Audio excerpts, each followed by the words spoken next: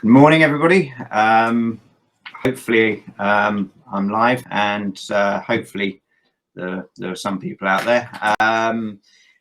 Welcome to the session this morning, Staying Alive, Naloxone Action, listening to some peer networks about how they get naloxone in the right hands, and also talking about getting the message out there on naloxone through advertising and other public-facing campaigns. My name's Ian. I'm from DDN, Drink and Drugs News magazine, that hopefully some of you will be familiar with. I'm with my colleague Claire, who's sitting just off screen to my left. And we're just chairing this morning's session. Firstly, I want to introduce the first speaker, which is George Charlton, former drug user George. He works across the UK, supporting the development of peer-to-peer naloxone training and supply programs. He's developed, in partnership with foundations in Middlesbrough, he's developed an approach that sees people with lived experience use their skills to engage with current street users to provide naloxone kits and other interventions. And a while ago, George put together some little videos of the work that he was doing with his team out and about in Middlesbrough. And we've just edited them together to make a really short little kind of video introduction. So if we can play that, that'd be great.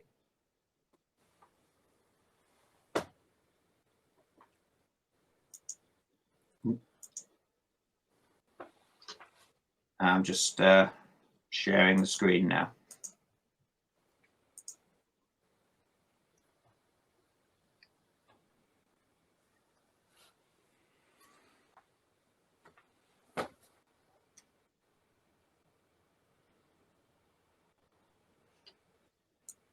Okay.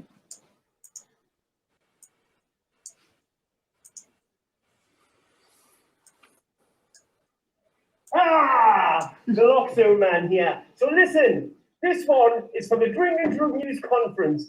Naloxone man endorses naloxone, and it's great to share today's presentation with the Foundation's Harm Reduction Union. We'll love it, man. Naloxone is awesome. Hello and welcome.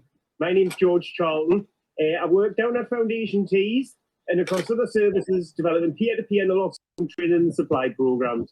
So about a year and a half ago, I walked through these doors with an idea, spoke to the clinical partners here and said, I know you do a great job getting naloxone into the hands of people who use drugs in your service, but how's about we develop some peer-to-peer naloxone training and supply programs that sees naloxone going out into the community in the hands of trained naloxone champions. And this way the project started. Peer-to-peer naloxone training and supply is an absolute no-brainer. It's not complicated to do. It just needs the right ethos and attitude within organisations, and one that really values the lived experience, not only of people who are in recovery, but also values the lived experience of people who are using drugs, right? These people have privileged access to all of the areas where people who use drugs go, so it's an absolute no-brainer to train them up, give them access to the organisation, to help those peers to feel part of and develop absolutely awesome projects. So have a look at the short video. You're going to hear from Chrissy and James and Ricky.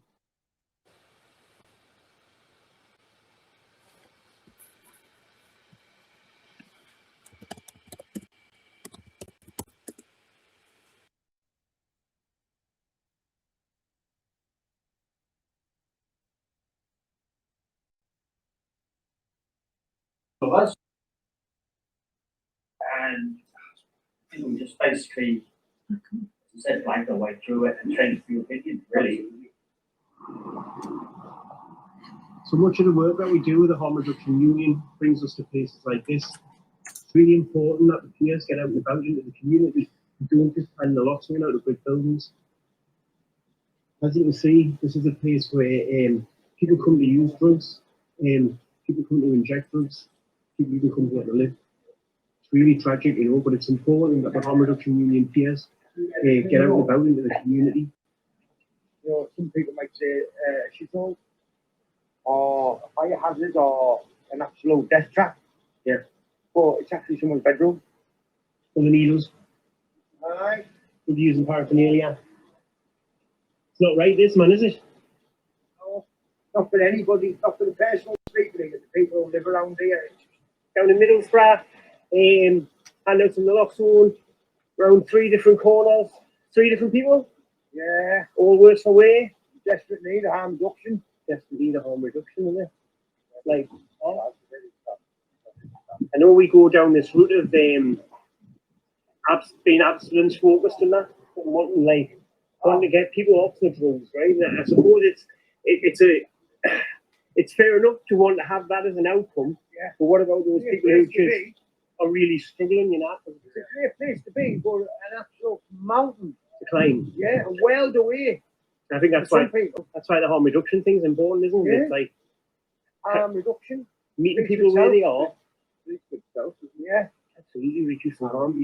Harm Reduction Union, I've been involved with this for about a month now. Right, okay. I was over the moon when I got the call. I was waiting quite a while to do something after coming out with residential rehab, which is where I first met the lads at my graduation. Yeah. As soon as I met them, I just knew that there was something I wanted to be part of when I left. Yeah. It's important to me because sadly I've lost friends and family due to overdose, and I don't think this was around at the time, but now it's around.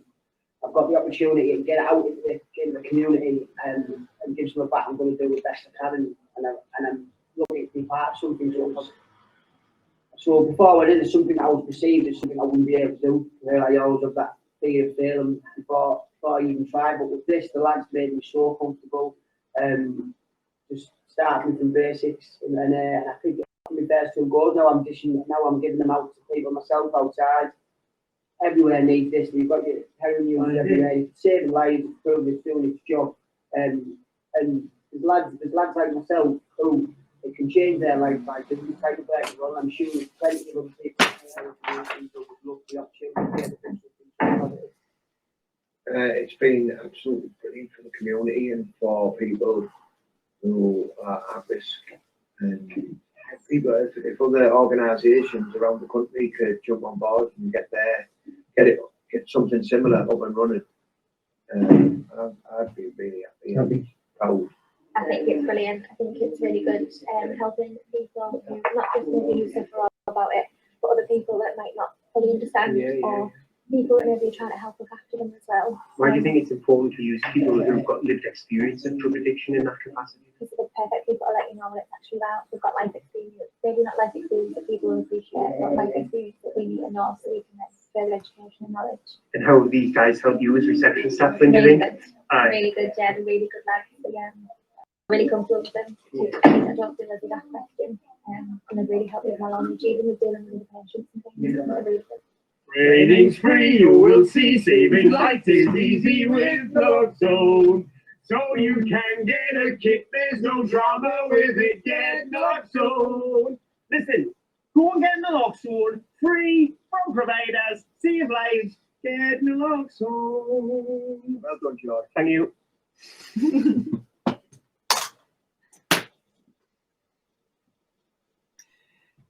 Brilliant. Well, hopefully that tuneful rendition kind of gave you a flavour of what George was doing with his team in Middlesbrough, which is obviously, making a huge difference to the people that receive the kits, and it's literally saving lives, but also kind of empowering the team that he worked with. And now George is going to tell you a little bit more about his story and also how he's taken that kind of model a lot wider across the UK.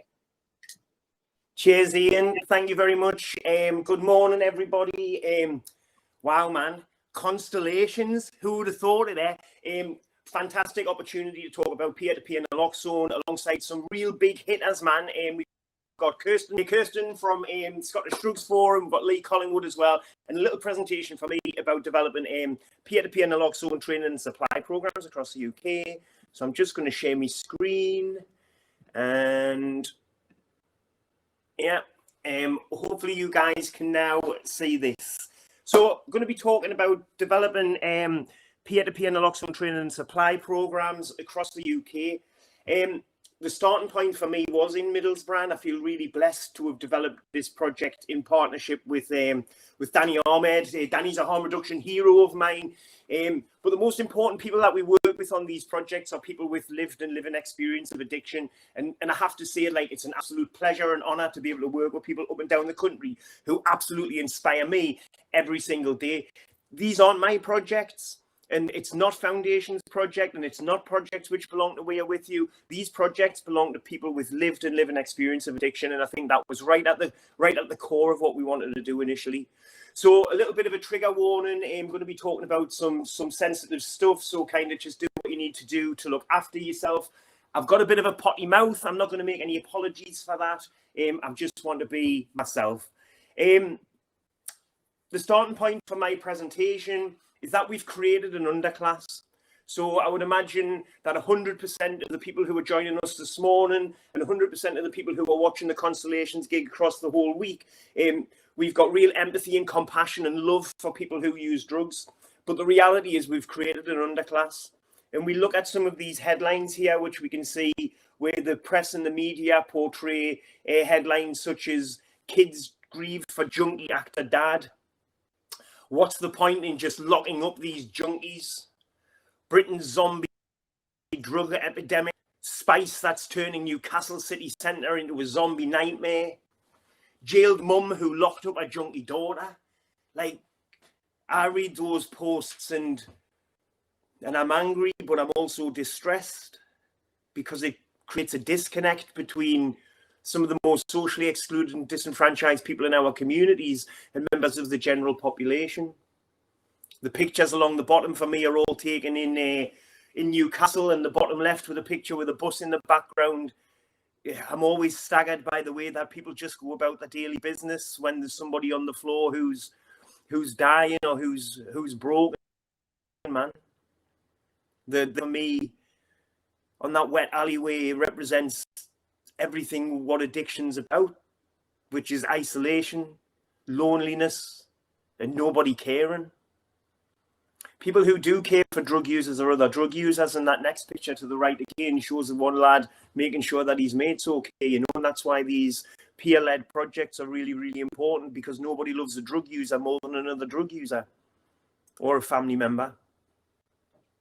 And then the last picture on the far right-hand side is bleak, man, because it shows a council worker in the background paying more attention to the shit on the floor than that man that's lying there. Like, is he breathing? Is he alive? Like, does anybody really care?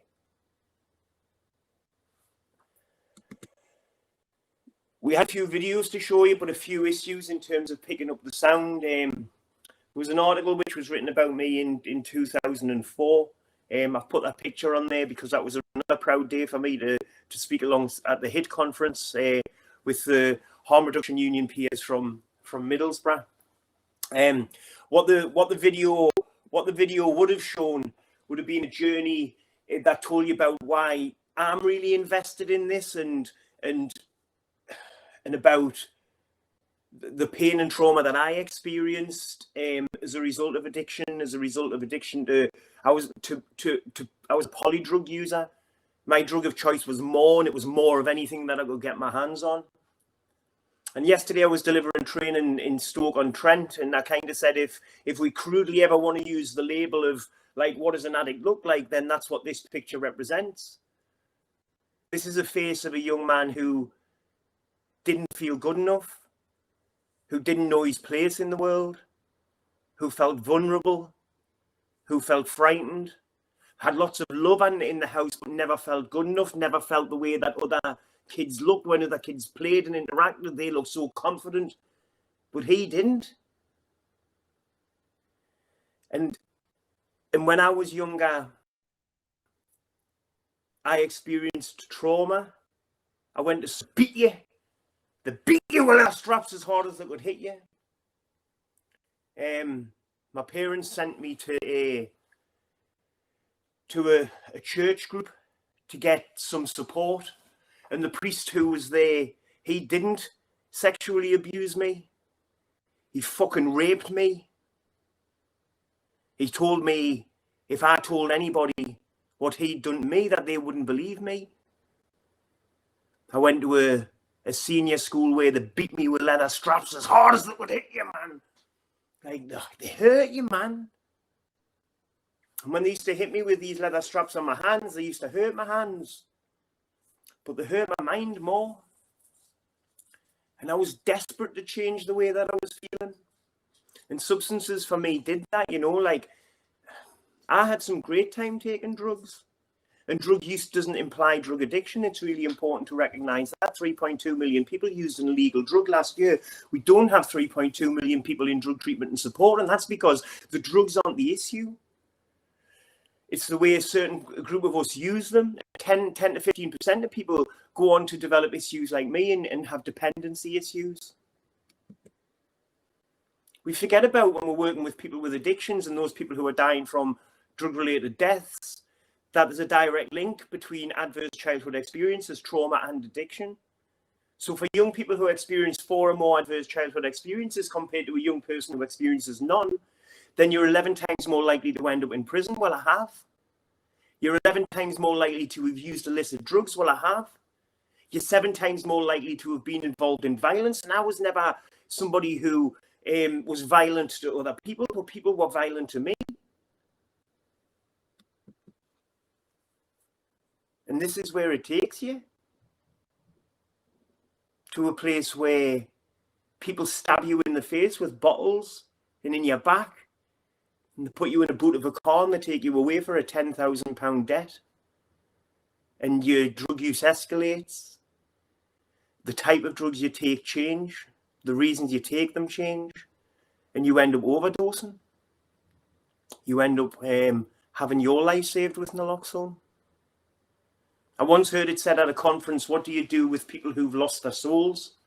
Well, it's simple, you know, you show them love, compassion, you offer them purpose, connection and hope. And that's at the heart of like everything that I do and been doing over the last 20 years. Dr. Gabor Mate talks about like the hungry ghosts. And that picture for me represents nothing happy, only pain. But for me, when I got involved in service user involvement many years ago under the National Treatment Agency, I started to find a place for myself in the world.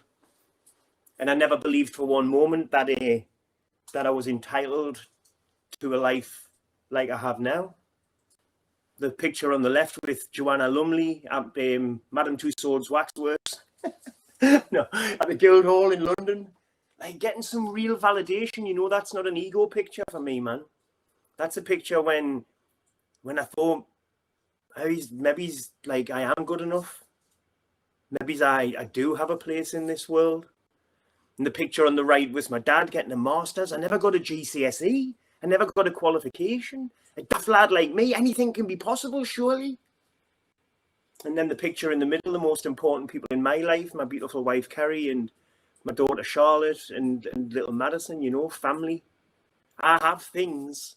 I have stuff. But that's not important, man. Today I've got my family and I've got peace of mind.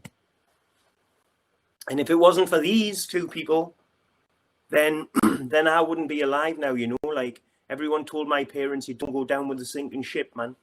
So what we know according to AdFam is that there's 5 million family members who are directly affected by a loved one's alcohol or drug misuse and or use.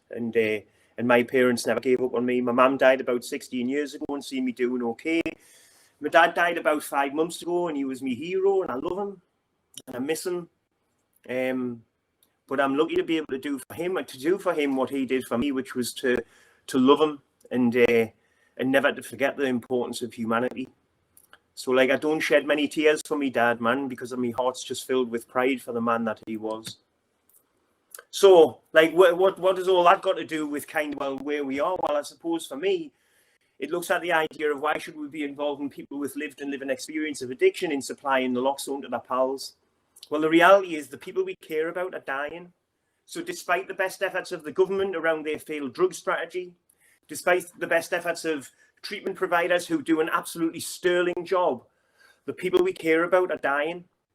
Year on year, more and more people die. 4,561 deaths across England and Wales. We're going to hear from Kirsten later on, who'll talk about the tragic deaths in Scotland, over 1,300 deaths. You cluster them together, you've got over 5,500 deaths. That amounts to 15 people who die every single day of a needless and avoidable drug-related death. This is the thing, man. These deaths are needless and avoidable, and while punitive drug policy and strategy is killing more people than it's helping. So naloxone provides a really wonderful opportunity to keep people alive. It's not the whole solution, it's part of the solution. But as kind of Danny Ahmed said in his conference in the past, you can't recover if you're dead. What we know is over half of all drug-related deaths involve an opiate. So if people have got access to naloxone, right, then we can do something to reverse those overdoses and make sure people like my parents get to see their loved ones live once more. So some key points about naloxone. I'm not going to go through all of these, and what I am going to focus on is the one where it says barriers. There are no real barriers. So I was in a room with Professor John Strang a little while back at the National Naloxone event hosted by Release, and what Professor Strang said is that the greatest barriers to naloxone create ourselves. He said that we ask too many questions about it, and when we ask too many questions, we get answers we don't want to hear. So let's stop asking questions about naloxone and let's just start doing it, right? It's being done across the whole of the country. Stop asking questions about how you do it and just start doing it. So some of the strengths of peer-to-peer naloxone programs compared with others. People who use drugs have privileged access to drug use and venues. They have privileged access to drug supply systems and markets. They have privileged access to drug scenes involving purchase and use. They have instant trust and credibility from their peers.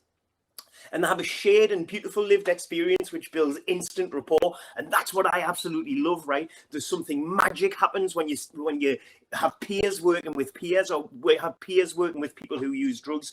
Instant credibility, instant authenticity, instant rapport. It's beautiful to be around, man. So as the video showed at the top end, where the journey started for me was down at Foundations with Danny, and kind of saying, can we do something together? We used an approach which focuses around community mobilization and technical support. So the technical support approach, which we offer at the top end of the project, is to make sure that all of the organizations are fit for purpose, right? We don't want to be recruiting any peers into these projects until such time as we've made sure that any of the bureaucracy or red tape or anything that's going to get in the way of these projects being a success, where we've absolutely addressed that. Right, so it's offering support to executives in their organizations to make some changes to policies and procedures which are going to allow people to get involved in these projects. You know, like, I'm working with a lot of projects at the minute and everyone's been fantastic. All of the providers have made the necessary changes that they need to make. But early on, you know, I would say something like, so what? These aren't recovery projects, by the way. Right, the harm reduction projects, and as such, some of the best people to do them are people with lived and living experience. And what living experience means to me is active drug use. So when we say to people, so we're going to work with people who are actively using drugs to volunteer in your services, in the past, people went, oh, you can't do that. And I go, really? So like, there's a great word, which is epistemology, and it means, how do you know what you know, right? Because you're saying you can't do that. How do you know that you can't work with people who use drugs in a voluntary capacity? And people go, well, that's simple. It's because, and then they don't know. And that's about unconscious bias, man, right? So if we have people who, if we can't have people who use drinking drugs to volunteer within our organizations, how can we have staff members who are drinking alcohol who are on the payroll? I don't get that. Feels a little bit different. But anyway, so what we do is then community mobilization, which is about getting out into the community, meeting people who use drugs and saying that we've got a project that we want you to own and be part of. And you know what? It doesn't take any recruiting of these peers. It does take a little bit in terms of trust, because the groups of people that I work with have been promised things in the past and then they've been let down. They've heard about projects like this in the past, but then they've been let down. So they think that this might be another one of them, but we tell them it's not. And it's not just me who tells them. We get executives from the organizations to tell them, we've got the funding, we don't want to work with you, we need to work with you, and we want to give you the project. We undertake community mobile, we undertake product familiarization. And you know what, for me, right, I've never used naloxone for saving a life. Hope I never have to. On the day that I have to, I'm equipped to do that though. But the people we work with have used naloxone and they have saved people's lives and they are heroes. Like, how many people watching this call have saved somebody's life? Because the people that I work with, they're doing it all the time. And we don't scream and rave about them and say how wonderful they're lifesavers. Like, God, man, these, you know, you turn this naloxone bracelet inside out, and on there it has that word, hero. And that's what they are. We don't use naloxone. We reverse non-fatal overdoses and we save lives. And that's what these guys do. So in the product familiarization section, we're going to train them up to become like really credible and authentic in terms of what they do. So we introduce the Naloxone Checklist. We get them using the Naloxone Checklist to make supplies with each other. We teach them about basic life support and overdose prevention and management. We make sure that we're talking about other drugs, not just about heroin overdoses, but benzo overdoses and cocaine overdoses, because what we want the peers to be able to do is to go into a wonderful intervention which encapsulates all of that stuff, right? And the peers start to grow in confidence. They start to feel that they've got a place in this world. Like that picture on the top right from We Are With You down in Scunthorpe, that group called themselves Scunthorpe Saved Lives. An amazing bunch of people. They agreed their own aims and objectives, their name, everything. Like, this is a really appropriate time for me to talk about me metaphor. I've been seeing this metaphor all through the summer and it hasn't worked, but now we're getting near winter, it works, right? So what I bring is I bring an empty Christmas tree. And the peers hang the baubles and the tinsel and the angel on the top, which make it beautiful. They make the model their own. And what we have to do is get out of the way of doing that. As providers, we have the assets, we have the naloxone, we have the governance, the frameworks for the peers to work within. We have the room, we have the teas, we have the coffees, we have the expenses. Let's give them access to all of that and let's give them the project. Let's see, look at what the peers are doing with our support. Not look what our project's doing, right? Look at what the peers are doing. Picture in the top left-hand corner, big guy in the background with a beard is a good friend of mine called Scott Cowie. Scott's the chief inspector from Cleveland Police, and when we build these projects, we co-produce with police and commissioners. It's really important that we do that. And you can see kind of Chrissy on the bottom right doing some naloxone work outside, and Lindsay on the bottom left training and supplying naloxone in a homeless shelter. We're preparing to hit the streets. In the video, you know, you've seen Ricky and Chrissy and the other Chrissy too. Chrissy High and Chrissy Conway, both pounding the streets on the roads, man. And that's where we go. And we go to people's homes. And that picture on the bottom left is someone's home. And it's not great to go to those environments. But one of the things that we do is we don't just supply naloxone. We find out, are you in treatment and support? Can we get you in there? And certainly and that's happening up and down the country with the other projects that I'm working in. We look at those environments and recognize that they're a mess, and these projects start around peer-to-peer naloxone, but then we get involved in drugs litter projects and we clean that stuff up, man. And we make spaces which is presentable. Like, nobody should be sleeping outside, man. We go on the streets and we make supplies where people are. We don't say, oh, you need to come back to a brick building to do it. If you're outside a Kentucky Fried Chicken, we're making that supply right there on the streets. And we're going to show you love, and we're going to show you compassion, and we're going to give you time. And this is what it means to us.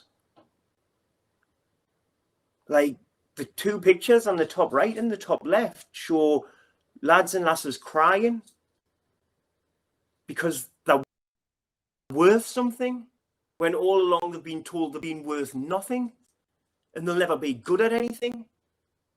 Well, they're good at this. And they're good at so much more than this. Honestly, man, I buzz me. Like, so I don't do cocaine anymore. I get my buzz off these, not me. Like, I get high off these guys. So we cut these videos as well. You're not going to hear the sound on these, which is a real shame.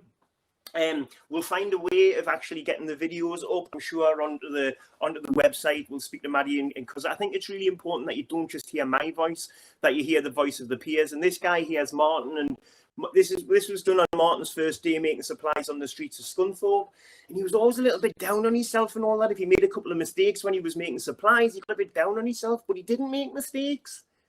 Like they're really authentic. The peers are really authentic at what they do, right? And what Martin sees in this video is that like he's had great losses in his life.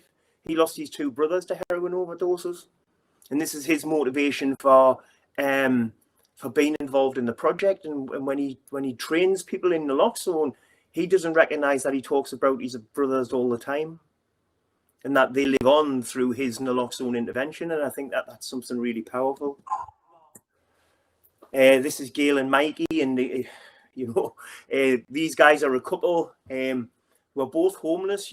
They went into Costa in Scunthorpe and made their first supplies to a guy in Costa who was the manager. And what was really interesting was when we came out of there, I didn't realize, like Mikey had conducted himself really impeccably. And he says when he came out that he'd went in a couple of weeks earlier because he was living round the back of there on cardboard boxes, and asked if he could use the toilet. And the manager told him to get out.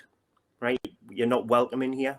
And 2 weeks later, with his hoodie on, he goes in and delivers an naloxone intervention to the manager, who was so impressed that he said every Costa up and down the whole of that area would be trained and supplied naloxone by these guys. The manager didn't recognize him, but like for Gail and Mikey, they didn't give the manager a hard time.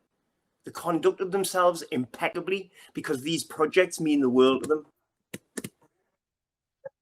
And this is Andy, and Andy's a real cheeky chappy from We're With You in Redcar. Like, he talks in this clip about being involved in a group which feels like his family. And I smile when I watch these videos of these guys, like I love these guys, right?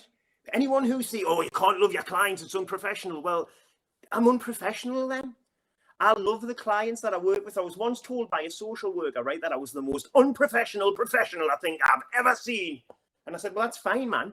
I'm going to wear that shit like a badge of honor, and I do, right? If loving and caring for the people you work with makes you unprofessional, shoot me, right? Because I love them. Andy lost his daughter. She got killed by a car. And we wonder why people use drugs.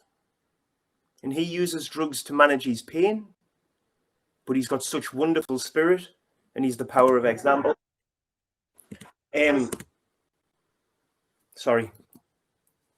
Ryan and Jody from Grimsby, the GY harm reduction team, they all give themselves names. Ryan got out of prison about 2 weeks earlier, and then he was on the streets delivering naloxone. So there's no barriers. The only ones we create ourselves. And Jodie's a fantastic lass as well. The two of them are like they're like the Phil and Holly of harm reduction in Grimsby. And then lastly, Joseph and his partner Amber. And I met these guys not too long ago, actually, less than 8 weeks ago, with a project with CGL Taith in Cardiff. They named their group High Cardiff. High, help is giving hope. They go out into the streets and the communities in the pouring rain and make supplies of naloxone. On the day that they came to do their first bit of training with me and with Dorian and with the commissioners from Wales, they got out from underneath a wet blanket. These guys were homeless. They had nowhere to stay. On the first night that they went back to the place where they were staying, they were robbed at knife point, but they still turned up on the second day.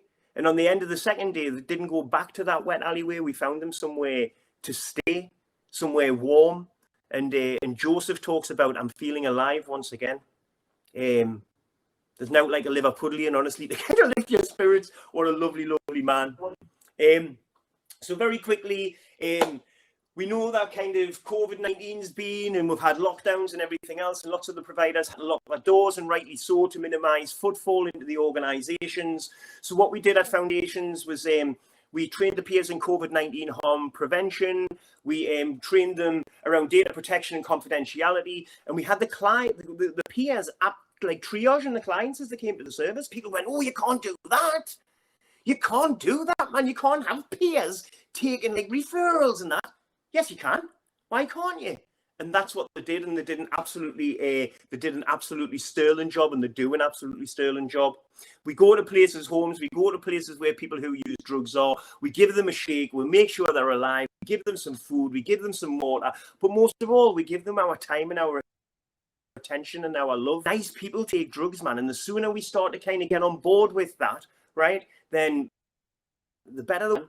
So when you save our lives with naloxone, we use our experiences to educate young people around drugs and around harm reduction. And certainly that's what we do with the peers. We go and teach young people about, from a lived experience perspective, man, we've got street degrees.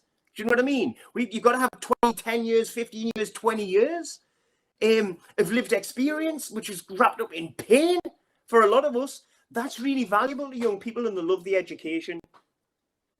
We use our experiences to educate police officers, and myself and the peers, that's exactly what we do. We educate new cohorts of cops. Myself and Chrissy High are going down to Lincolnshire Police in 2 weeks' time to educate their cohort 29, the next bunch of police officers, right? It's absolutely amazing that we plant seeds in police officers' minds that are going to help to change their views and opinions. Yesterday, I was in a room with 300 police drug expert witnesses down at Stoke-on-Trent, right?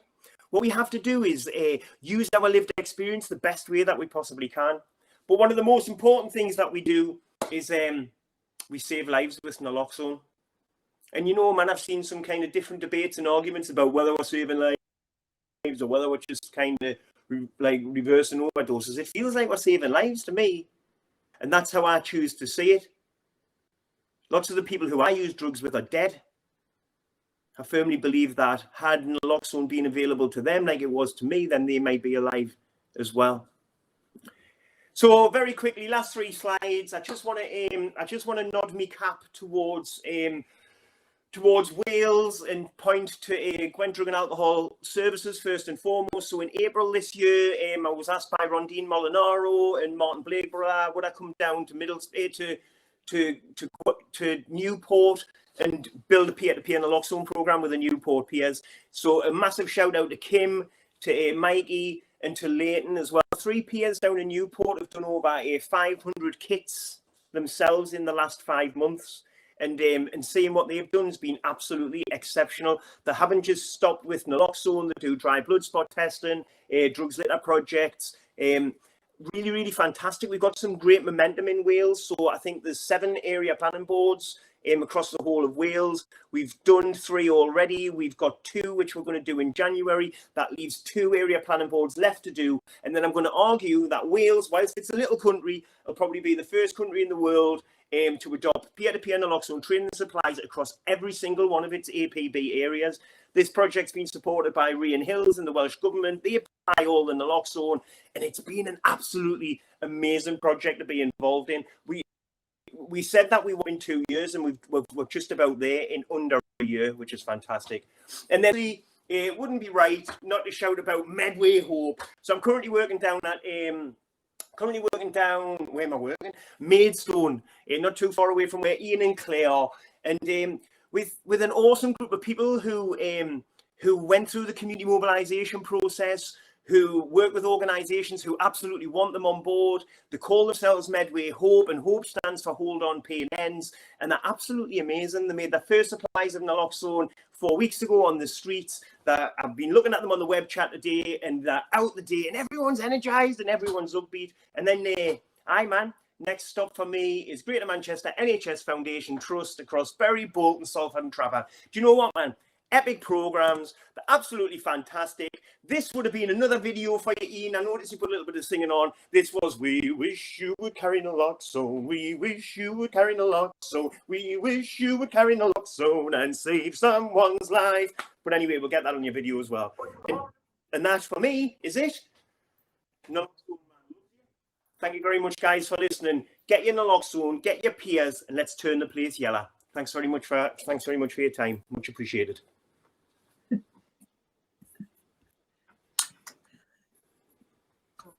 Thank you very much, George. Thank you. That's fantastic. I mean, you know, it was very brave, very honest, the way that you're sharing your personal story. And I mean, as I say, I'd like to thank you for doing that. And you know, what is important is, you know, linking the names, the faces, the people behind the drug deaths, behind the figures. You know, when you talk about 15 people a day, and you think about it like that, and you think about the families that are affected by this, Yeah, you know, it really kind of brings it home. And you know, and obviously what I think is a really important message, and something that we've always really admired, is the kind of way it works, you know, the two sides of the coin with what you're doing. The way, obviously, as I say, it's saving lives, it's rebuilding families by keeping people alive, you know, the whole you can't recover if you're you know, in a coffin, but also the way it's empowering the people that you're working with, the peers, the current users as well, the way that, you know, you're very unjudgmental, you don't discriminate, you know, it's everybody is kind of welcome that wants to get involved and save lives. And you know, so it's fantastic what you're doing, and I hope people have been watching, you know, kind of enjoyed it. And obviously, you know, you're on a road trip and going around the country now, sharing it all over the place. You so better believe it, man. And you know what, Ian, listen, I'm going to shut up, but this is very important, right? It's not about me. Generally, it is about me, right? But honestly, it's not. I'm a big character and all the rest of it, right? But the thing for me is it's about every one of them peers. These wins aren't my wins. Do you know what I mean? This is about every single one of them peers that are like inspiring loads and loads of new developments, which I think is absolutely fantastic. So it's their win for sure. And thank you very much, Constellations, for having us been mint. No, well, thank you very much. And as you say, it's, you know, obviously what you're doing is great, but it's about empowering people to go out and do it for themselves. So yes, thank you very much. And obviously at the end, if anyone's got any questions, please put them in the chat, and then we'll you know, have a bit of a Q&A with all the speakers at the end of the session. So next up, I want to introduce Lee. Lee Collingham is a Nottingham-based harm reduction activist. He's worked closely with DDN over many years and has been a big help to us, organising our conference and helping out, as well as being involved in lots of other sort of projects that we've covered over the years. He's been a long-term advocate for service user rights back when he used to work for the Alliance, and he's been an advocate for naloxone provision and harm reduction in general, really. He's represented his peer groups over the last 20 years on a national and at local level, and also he's now one of the faces of the public billboard campaigns that are promoting naloxone. So Lee's going to talk about the work he's been doing, and also why he thought it was so important to be part of the advertising campaign. Over to you, Lee. Good morning, everyone. Thank you, Ian, for that introduction. Thank you, George. What a brilliant talk that was. And it makes well what everyone has done before and do now even more vital. So let me tell you a bit about myself. My name's Lee Collingham. I'm a 52-year-old heroin and cannabis user from Nottingham. I've had HIV for 20 years and ADHD for a lifetime, none of which I received treatment for. As you can imagine, growing up, coming from a mining village during the mining strike, opportunities were short, and in fact, where I came from, you was more likely to go to jail than university. So, of course, obviously, I went to jail.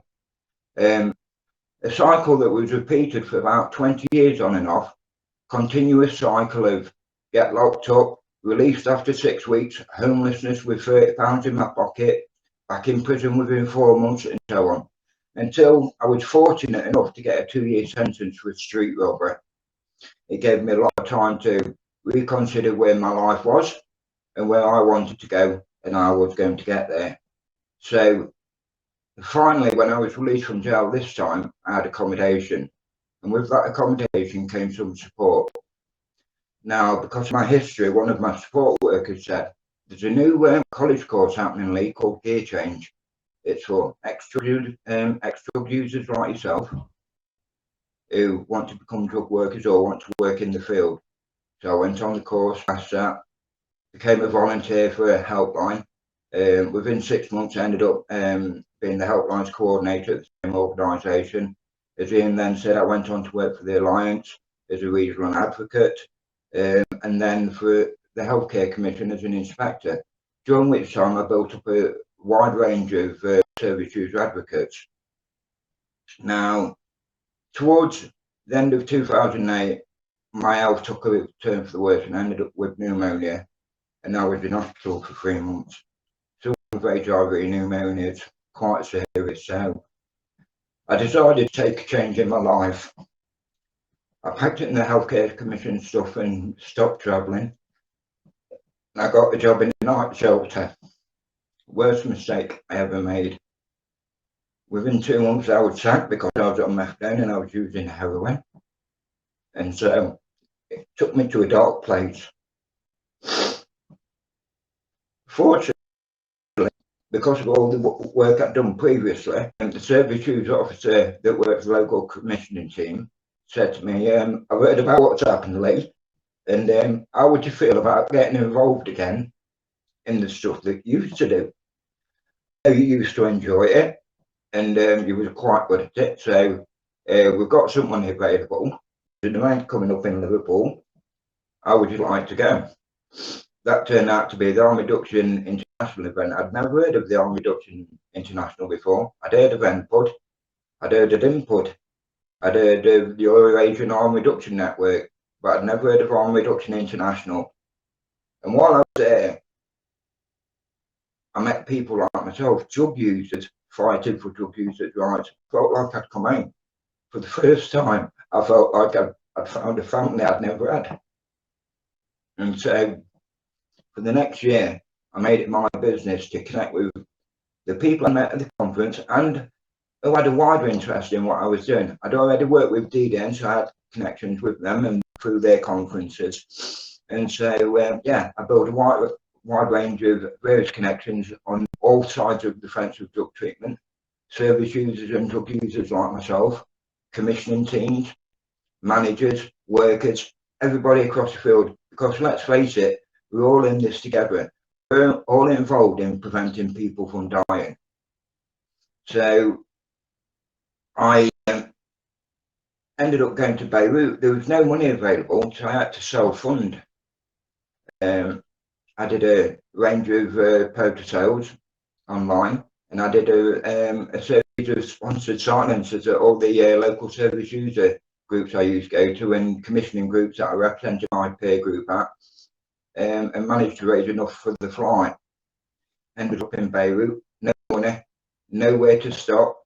Fortunately, I bumped into a few people that I'd met in Liverpool, and within 2 hours, not only did I have accommodation, I also had $100 per day in my pocket, thanks to the Arm Reduction International. It made me feel so welcome, so at home. It was a community I certainly wanted to be part of, and that I've been part of ever since. Now, while in Beirut, like these conferences have, they have an evening before to let you know what's happening in the week ahead. I went. Often happens in my life. I got on the wrong bus, ended up at the wrong hotel, and ended up in the bar. Madly talking to a guy from Scotland. Never met him before. He was at the conference, he was to present. A guy I now know to be Stephen Loyne, who was telling me about some stuff he was doing, and a presentation a girl from America called Eliza Wheeler was doing on Naloxone. Never heard of it before, never seen it before. So I made it my mission that week to get hold of Naloxone and take it back to Nottingham to our commissioning team, and because I knew we needed it in Nottingham. The week before, there'd been a number of deaths anyway, so it was a no-brainer for me. When I got back to Nottingham, before I'd even got home, by the trade station, which was a local commissioning team's office. So, as I say, before I got home, I went straight to the commissioning team and had a discussion about Naloxone with them. And they was in agreement. It was an arm reduction intervention that we needed. And for the next 3-4 years, unfortunately, we had to fight with local partners who was paying it, how we was going to do it, what was going to happen, and so on and so forth. And eventually, we had Naloxone in Nottingham. In the first year, we spent less than £2,000, and over 100 overdoses were reversed.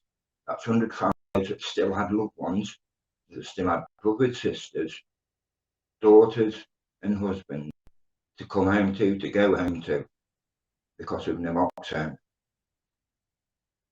I've been being a drug user for many years and a drug user activist. It was clear to me the best way to get this out into the community is for drug users to go into the community. And this is what I tried to do in Nottingham. Unfortunately, the other side of my work is drug users being exploited and not being paid for the work they do. And I got ate up in that too much, and it took away from the argument that I was trying to do with naloxone. Fortunately, there was people out there already doing naloxone as well. So I took a step back and let them get on with it.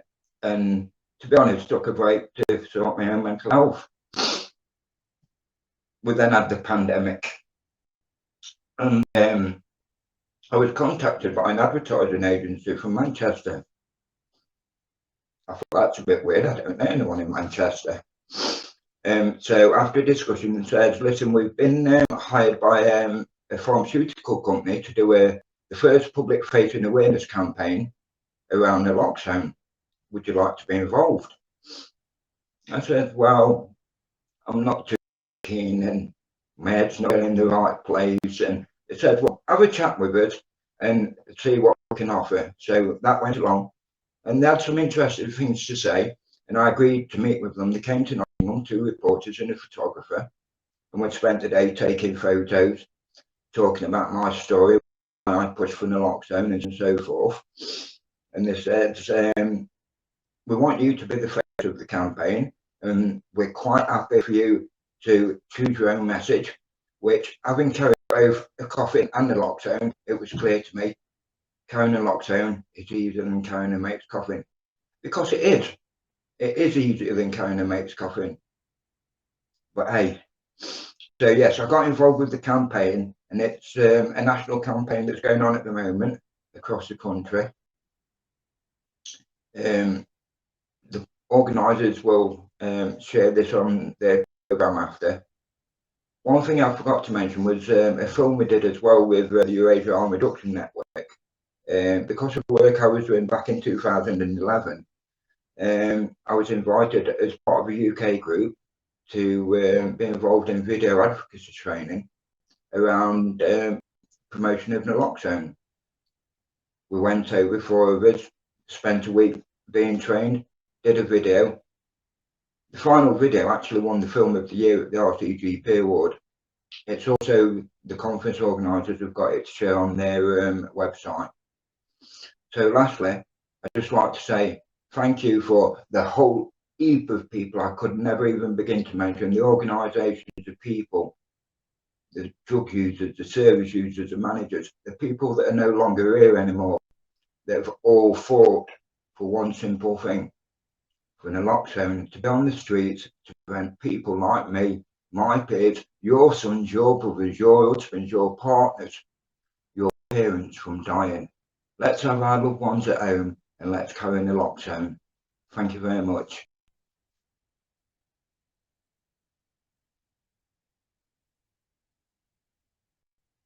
Hello, sorry, that's me finished, Ian.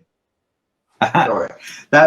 Thank you, Lee. That's brilliant. I mean, I've known you for a long time, Lee. 15 plus years, and so sort of, always found you're usually a very light-hearted, very sort of jovial guy. So I think what you did was very brave. You were very honest, and you went to some dark places to talk about yourself, and I'd like to really thank you for doing that. It's really appreciated. And as I say, it's for people that know you, I'm sure that you didn't find that easy.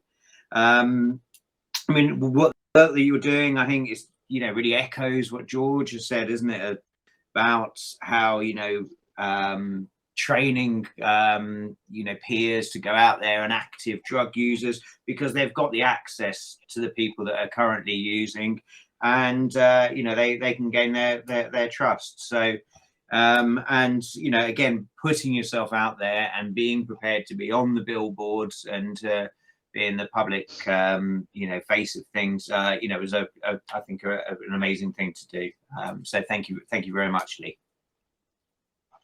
It's a privilege to have been asked and to be part of the conference. Thank you. Thank you, Lee. And again, if anyone's got any questions for Lee, I believe that we're going to run a Q&A at the end of the session.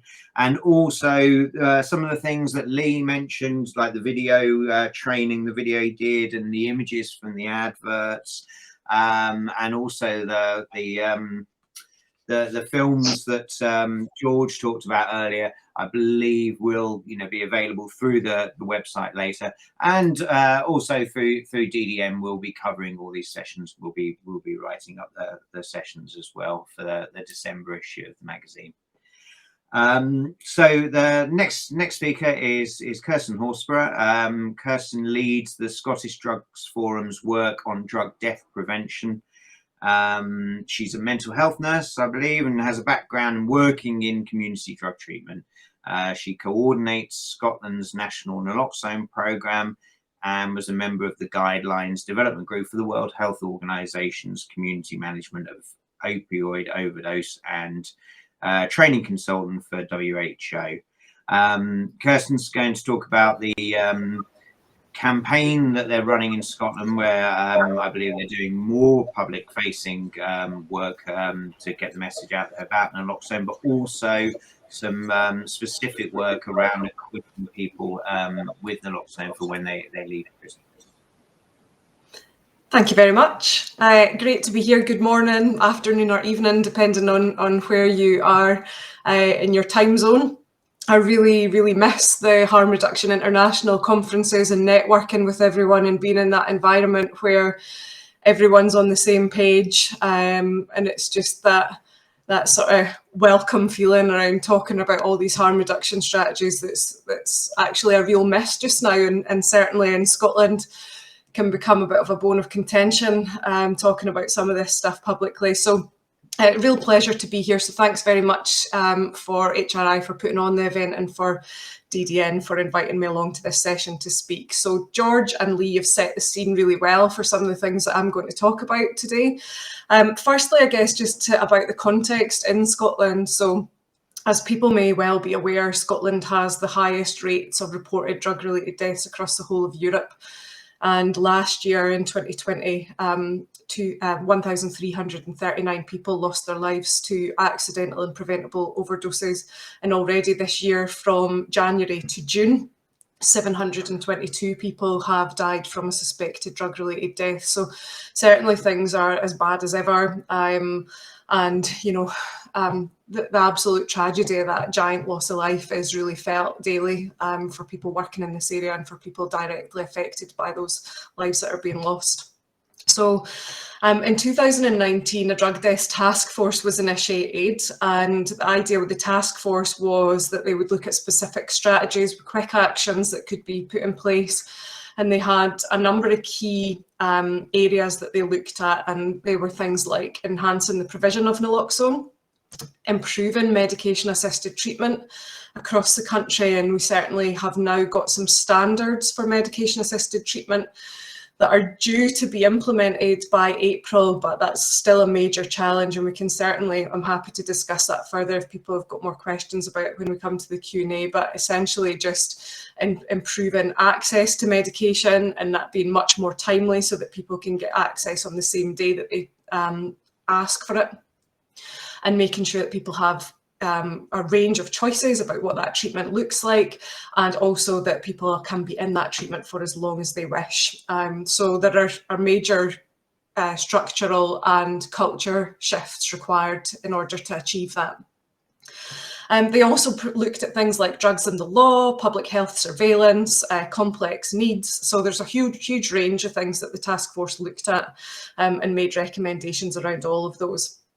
And then earlier in 2020, a drugs policy minister was appointed in Scotland. So this is a really positive move forward. There was recognition from Scottish Government that not enough was being done and that they'd taken their eye off the ball, to put it lightly, on in relation to the drug deaths crisis, and took some ownership of that and invested significantly in making changes for the future. So over the next 5 years, £250 million has been allocated to things like improving the range of measures that I discussed from the drug deaths task force. So positive steps forward, but still a huge way to go to make changes. And I think the frustration probably was for a lot of us that this crisis in Scotland has been described as a public health emergency for many years now, but without the major urgent action that was required to address it as an emergency. And then something like COVID comes along, and you see how when an emergency is taken seriously, a public health emergency, that things are put in place quickly. So you get immediate access to resources, changes to practice, quick fast-tracked law changes, all the things that we really require for addressing the drug deaths crisis. So hopefully we can start to see some changes in a much more positive direction now. So on the subject of naloxone, Scotland's had a naloxone programme, a national naloxone programme since 2011. And up till now, we've now supplied over 100,000 take-home naloxone kits to people likely to witness an overdose. And Scotland has been fairly progressive in a number of areas around this distribution.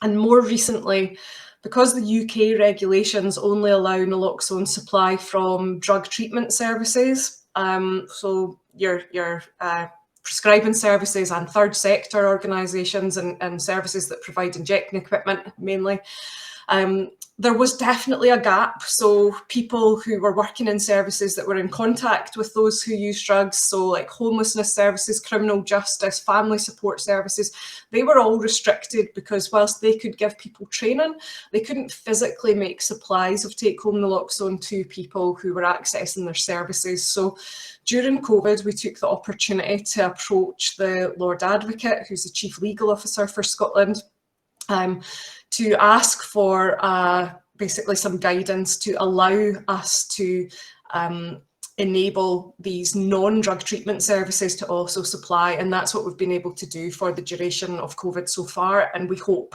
that we'll be able to maintain that in the future.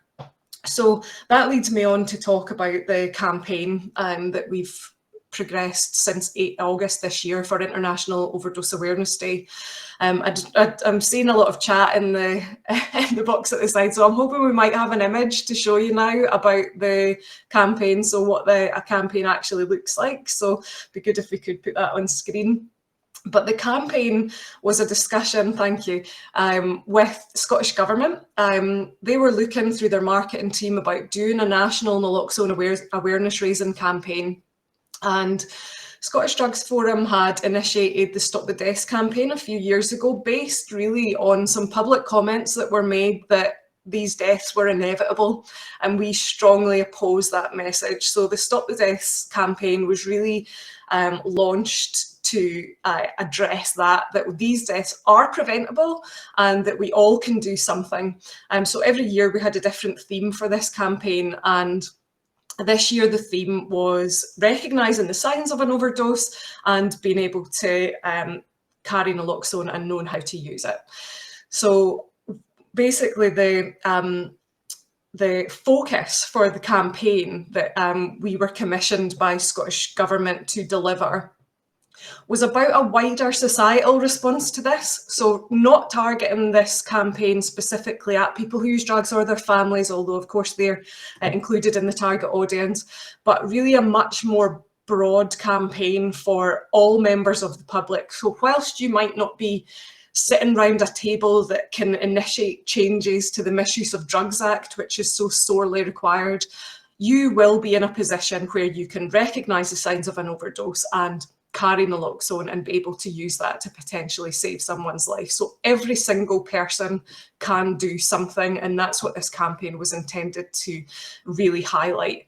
So a lot of the posters say there's a few different types of posters, how you can save a life.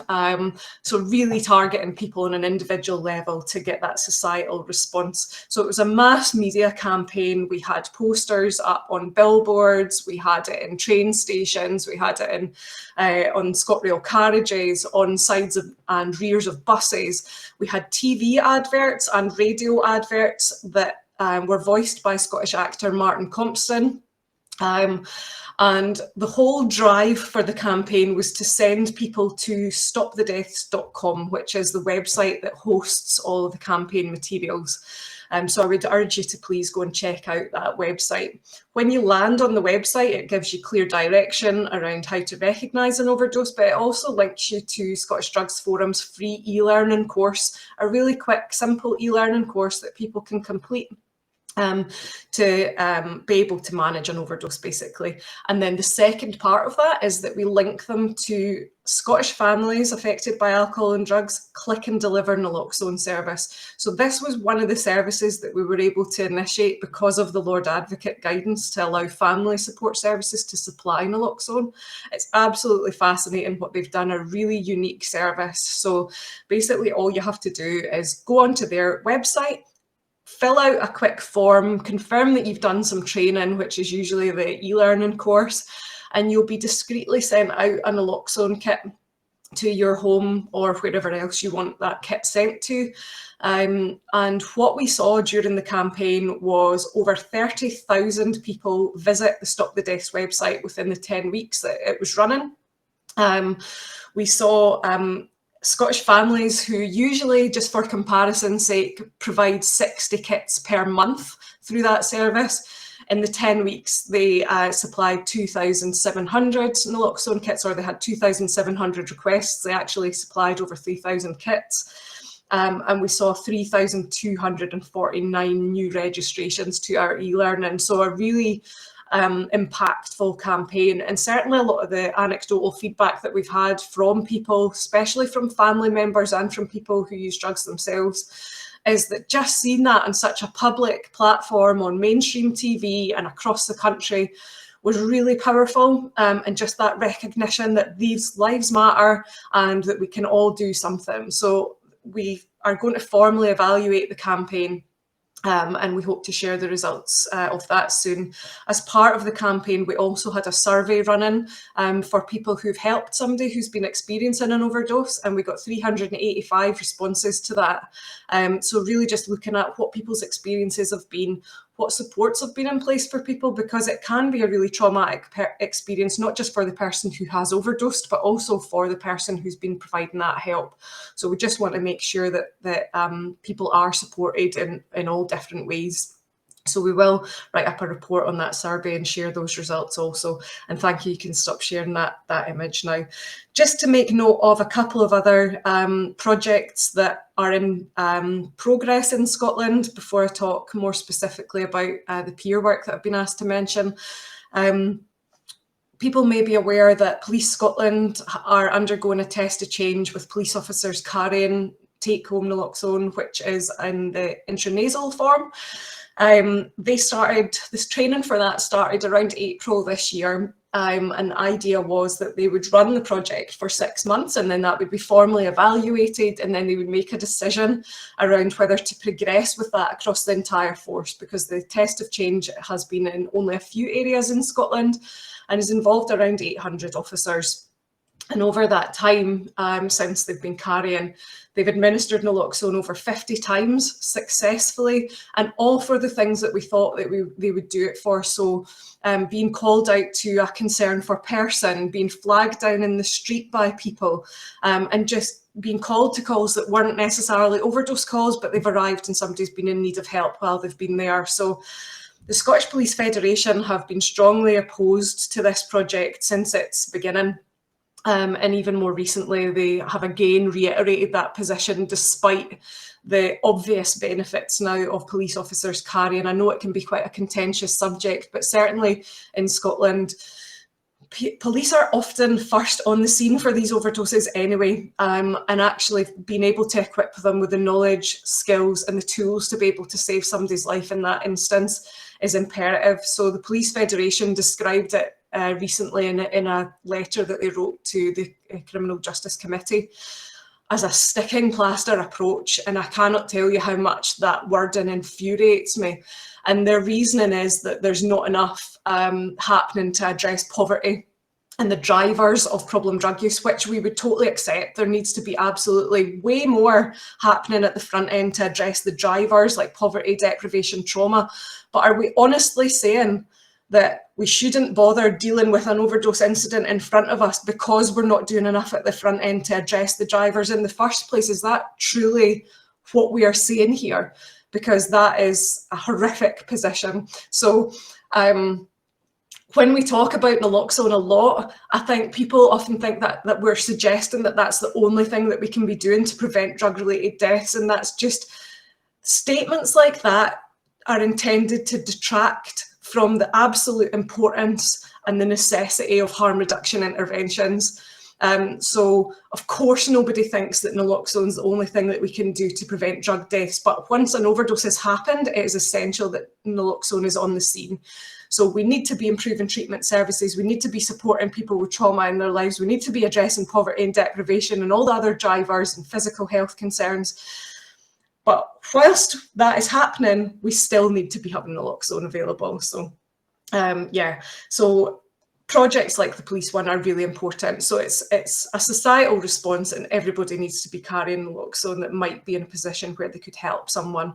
Another really important project that I wanted to make mention of is the work of the Scottish Ambulance Service. So of course they have always carried naloxone for use in an emergency when they're called to overdoses, but they now have a team in place, a harm reduction team, that have been supporting the ambulance service to provide take-home naloxone kits to people who have experienced a near-fatal overdose or others who've been at the scene, and that work has been absolutely fantastic as well. So both of these projects that I've mentioned have been fully supported by financially by the Drug Deaths Task Force, so that's been some really positive work, and we're currently looking at some other national work that I hope to be able to share soon that will help bolster the project for Scotland.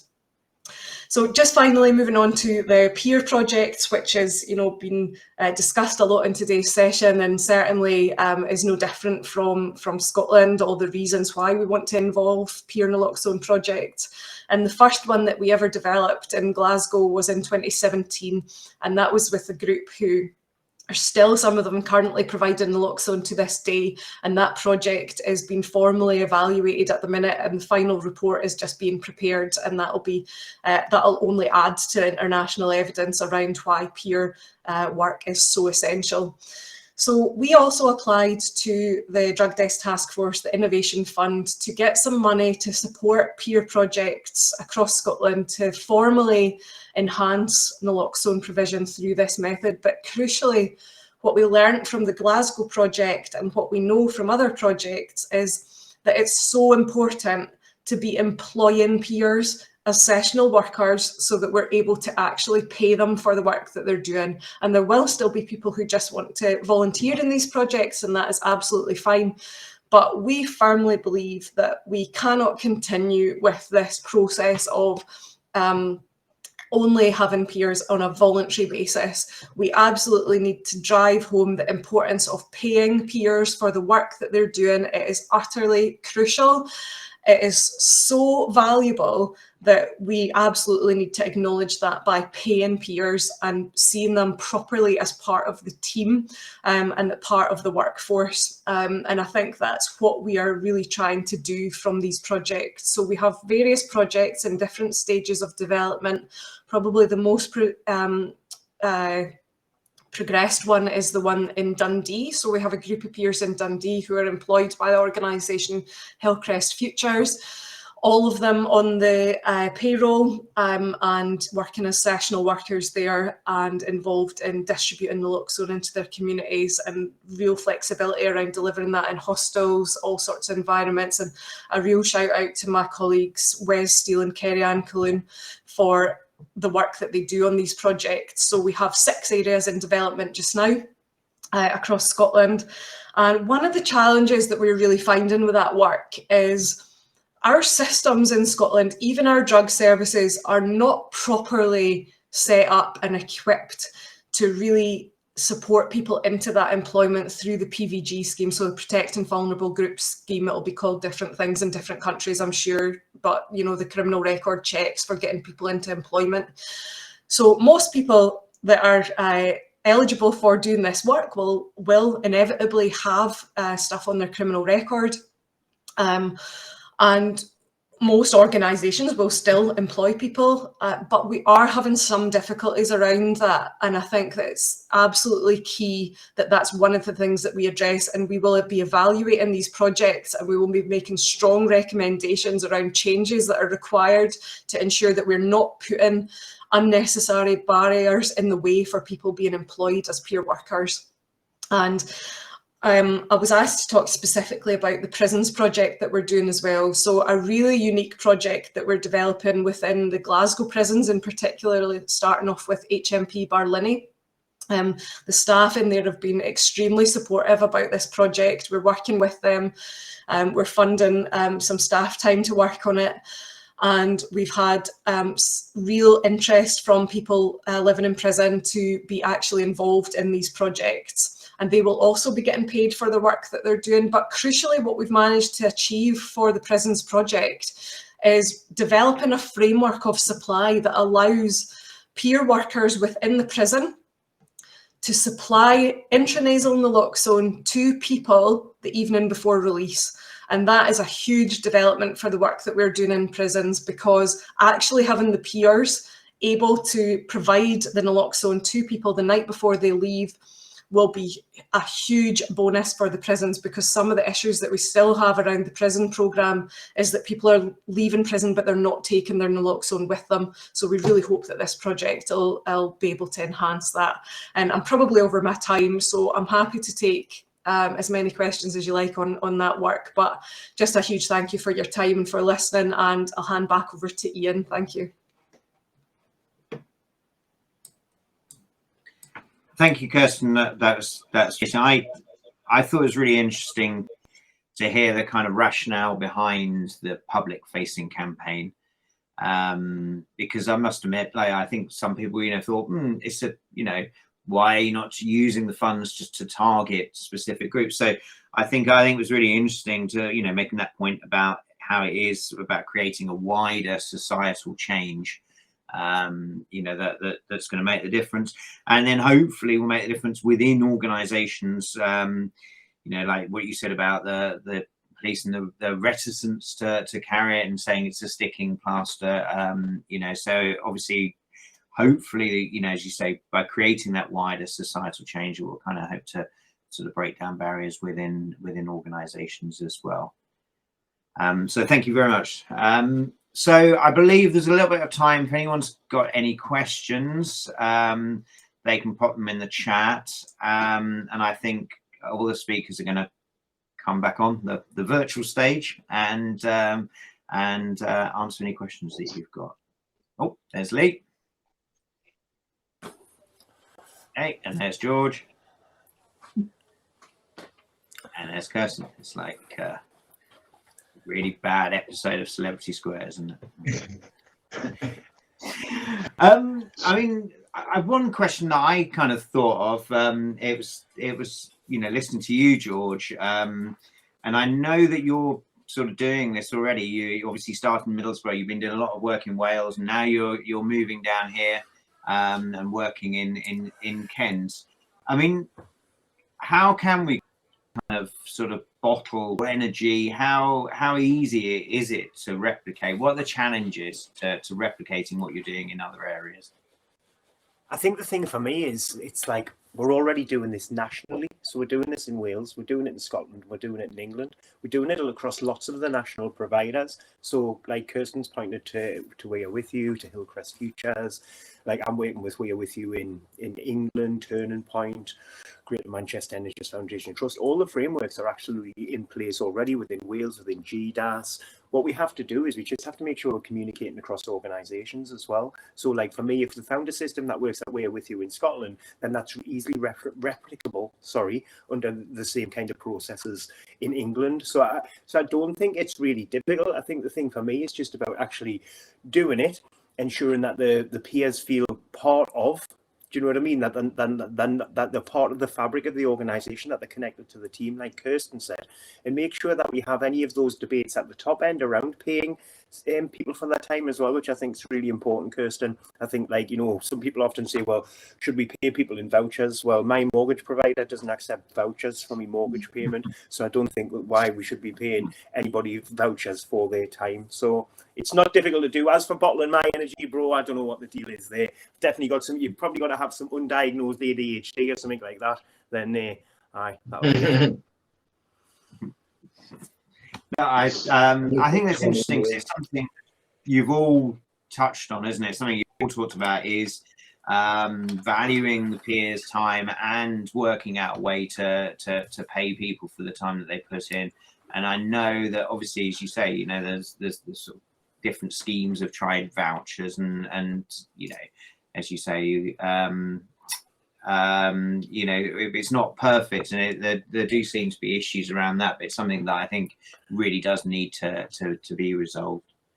I mean, I guess that's one of the things that does perhaps stop some of the peers, you know, getting involved. I mean, what do you think, Lee, are the challenges to peers getting involved with naloxone campaigns? What would you say to people thinking about getting involved? The biggest challenges I've found and seen are the resources, peers being backed, and yeah, incentive. Like George says, I think it's unacceptable to accept or expect someone to do a 3 hours session and give them a £3 voucher or a sandwich.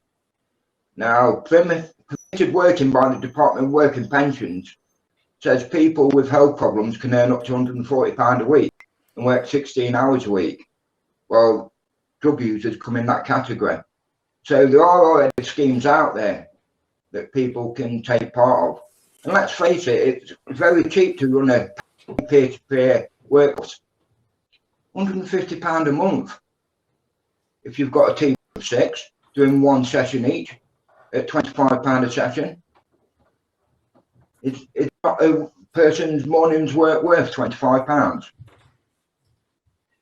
I think that's an important point, isn't it? It's placing a real value on what people do, and you know, as you say, you know, paying people for the time that they're putting into this. You know, very quickly, if I can, sorry, Ian, if I can just say it very quickly, and I will say it quickly. For me, in my experience, the motivational hook for the people to be involved in these projects isn't payment. Right, that doesn't mean that we shouldn't pay them. So for the peers that I'm working with, it's not a case of whether they get paid or they don't get paid. Is their rationale for being involved in the project? They want to stop their mates from dying. Do you know what I mean? That's the reason why they get involved in these projects, not money. Yeah, and I would add similar from the Scottish perspective. We recently did a webinar around the peer projects that we've done at First, and exactly the same. You know, people don't come into this work because of the payment reasons, but when they were actually paid, they felt more valued, more accepted as a member of the team, taken more seriously. Certainly a lot of the information that's coming out from the Glasgow project that's been evaluated is that because those peers weren't paid in that initial project, and they felt like they had less clout, I guess, when they were going into services, and they would have been taken more seriously and less stigmatized if they were also paid members of staff. And that's coming out really clearly in that evaluation work as well. So yeah, I think that definitely needs to be just embedded in if we want to ensure that peer workers are partners in this work. I think every commission and service should be looking at having peer workers as part of their service commission service, because it's not just about naloxone. If we had properly formal peer worker groups set up within each service, they could be doing things like injecting equipment provision, safer injecting advice, a whole range of things that could be bolted onto their roles if they were officially members of staff that were paid as part of that work, which I think would be hugely valuable for any service. Well, aren't they equal partners in any peer-to-peer project? So if a worker's getting paid to facilitate that peer group, why isn't that peer group getting paid? Will that worker do that role for nothing? Absolutely, it's about valuing everybody equally, isn't it? And It is. value. It's about value. You know, that's what it's about, really. I've just spotted a question in the chat from Peter. And he's basically asking, you know, how do we get naloxone in the hands of people who will witness or be present at an overdose, first responders or people who are reluctant to engage? I mean, has anyone got any sort of say about that, Kirsten? Thanks, and thanks for the mention, Peter, there. So good to see you.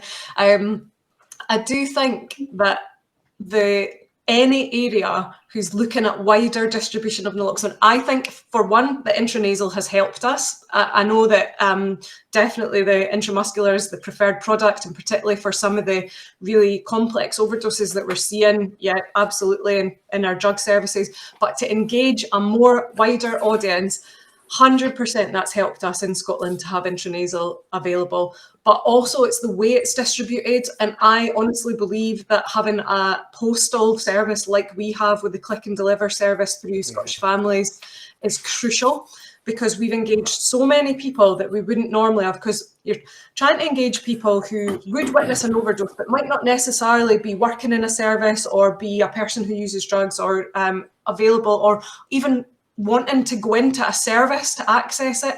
And sometimes that discretion that a postal service provides is key. So we've seen that through the information that we've had through the Scottish Families website, that most people have seen the provision of naloxone through the campaign, and that's engaged a bigger, wider audience. But also people who are maybe living in more rural environments where there's issues around confidentiality, and not really wanting to go to the local service, they can get their kit through a discreet method through the post. I think a click and deliver service would be key for any areas, and we've certainly had a lot of requests from down south, from Wales, from other areas to that site, and they can't provide it outside of Scotland. So there's definitely a need and a desire for it as well. And you know what it is, Kirsten, I'm going to jump right on the back of that, because you know what, this echoes what we were saying earlier, right? Let's not be really precious about the things that we're doing, and let's learn from each other's examples. Like, massive shout out to Scottish Families, and certainly to Susie, man. Her house has turned into a post office, hasn't it? Do you know what I mean? She's got boxes of the stuff and worked absolutely tirelessly. So yeah, the postal service is absolutely fantastic. Getting naloxone into the hands of people who use drugs and going out into the community to where people who use drugs go is an absolute no-brainer, and making supplies where people are as a brief intervention in 5 to 7 minutes is definitely the way forward. And lastly, again, just to qualify your point, Kirsten, I think that prenoxide is kind of, for me, it's the gold standard. However, it's about routes of administration and what's acceptable for people. So we know that lots of police forces across the UK, you and I were on a national naloxone National Police Chiefs Council group not too long ago. Police forces kind of are getting more comfortable with the idea of Nixoid and intranasal. The Police Federation, both in Scotland and in England, are kind of leaning towards the idea now that nasal naloxone is less invasive, so cops can carry naloxone. I think we have to recognise, though, that family members are the first responders and other drug users are the first responders, not police and not ambulance, right? Overdoses happening with family members and around other drug users, so it's essential we'll get into them. Sorry, Lee. No, all I was going to say is a mixture of all of that, and not just learning from each other, working with each other. Now, Kirsten said, the whole reason I did the post campaign is to reach a wider audience, not just drug users, wider peoples of the community, the family members, the people that work in Asda, everybody else that comes across a drug user who don't want to walk in a service and have those pointed as a family of drug users or whatever. They want to go about the business discreetly, because I've no doubt people driving by those posters, there will be people that have run drug services about where can I get naloxone. I've no doubt about that, but they wouldn't have walked into that service. So getting out into the community like George's as well. Drug workers don't go where drug users are. They expect them to go to them. That's lazy, and it's cheap, and it's a waste of money expecting drug users to come to us. Drug users very rarely can make it from A to B or needle exchange when they need clean syringes. So come on, let's be real. We need to get it out into the community and the people around those communities as well. Well, I think we're sort of running close to time, so I think that's you know, a good message to end on. I mean, that is the message. It's about getting it out there. It's about doing everything, lots of different routes. There's, you know, there's so many different ways about being innovative and about being brave to get it out there and to get it into the hands of the people that need it. I'd just like to obviously thank all three speakers. You've all been fantastic. You've been, you know, it's been really interesting. It's been emotional. It's been informative. It's been fantastic. I'd like to thank HRI for, you know, having us here, Maddie and Lucy, who I know have worked so hard to put this event on. So thank you very much for giving us the platform. I know that a lot of the videos and the resources that people have talked about during the presentation are going to be available afterwards on this site. And also it's my contractual obligation to give DDN magazine, Drink and Drugs News, a quick plug. Yes. And we will be Yes, covering Ian. this and a lot of the other sessions throughout the event. We'll be writing them up. It's free to subscribe, so you know, we'll be writing them up for the December issue. So you know, please make sure you read it there. And thanks very much, and have a good morning, and have a good rest of the day at the conference. Thank you.